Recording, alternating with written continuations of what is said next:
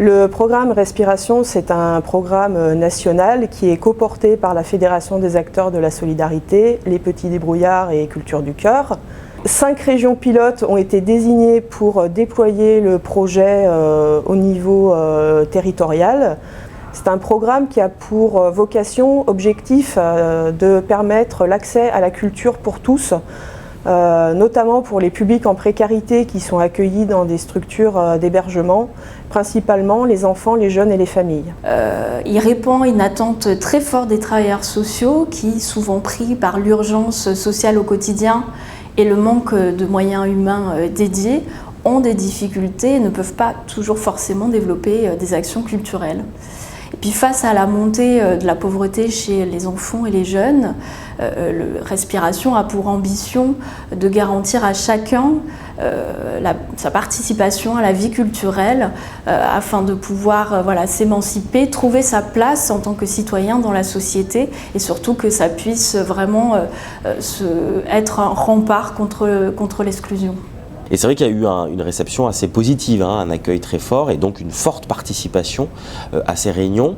On sent qu'il y a une motivation dans les structures sociales parce qu'il y a un intérêt à développer effectivement une vraie activité culturelle, à renforcer finalement ce qu'ils font déjà sur le terrain, puisqu'il y a beaucoup d'existants, on ne part pas de rien non plus, mais que le renfort forcément de structures comme les Petits Débrouillards ou comme Culture du Cœur peuvent aussi leur apporter, et là je pense aux travailleurs sociaux, un souffle, aussi une respiration, un appui qu'ils ne trouvent pas forcément aussi dans leur quotidien et dans leur propre urgence. On est sur du copartage. Ce qui est très intéressant, c'est vraiment d'être dans du tissage de projets sur mesure. Donc ça demande du temps aussi de maturation de projet. On a besoin de se poser, de savoir qu'est-ce qui peut être mis en place.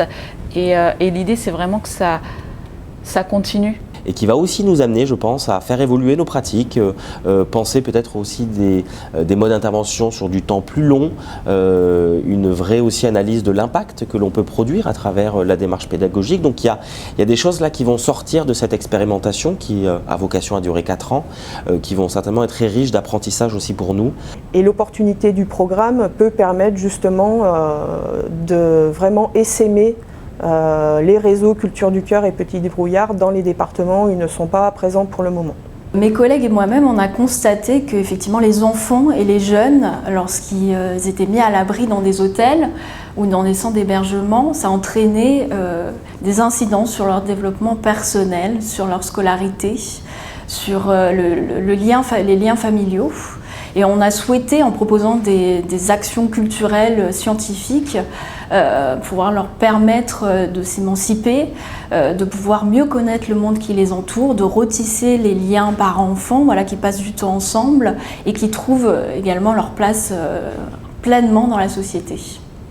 Pour justement faire que la culture ne soit pas un élément annexe, reculé, mais bien un élément essentiel pour sortir de situations d'urgence, pour sortir de situations de précarité, et que la culture participe en tant que telle, très fortement, à faire qu'on sort de l'exclusion, on reprend place aussi dans un espace, dans une vie sociale sur les territoires donnés.